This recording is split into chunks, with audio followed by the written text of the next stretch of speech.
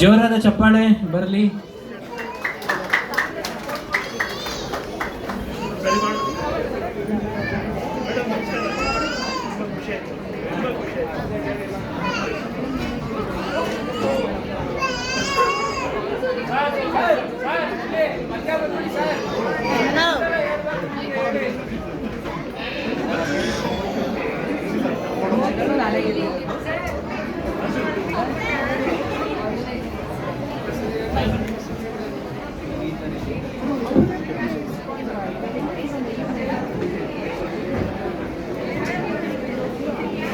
ಸ್ಮಿತಾ ಬಗ್ಗೆ ಇಲ್ಲಿ 2 ಮಾತುಗಳನ್ನ ಹೇಳೋಕ್ಕೆ ನಾನು ಇಷ್ಟಪಡ್ತೀನಿ.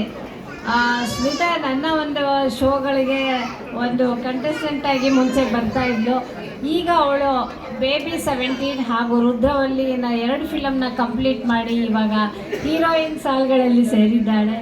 ಅವಳ ಒಂದು ಫಿಲ್ಮು ಯಶಸ್ವಿಯಾಗಿ ಓಡಲಿ, 100 ದಿನ ಕಂಪ್ಲೀಟ್ ಆಗಲಿ ಅಂತ ನಾನು ವಿಶ್ ಮಾಡ್ತೀನಿ. ಹಾಗೆ ಇದೇ ಥರ ಹಲವಾರು ಸಿನಿಮಾಗಳನ್ನು ಅವಳು ಪೂರೈಸಲಿ ಅಂತ ನಾನು ವಿಶ್ ಮಾಡ್ತೀನಿ. All the best Smita. Thank you.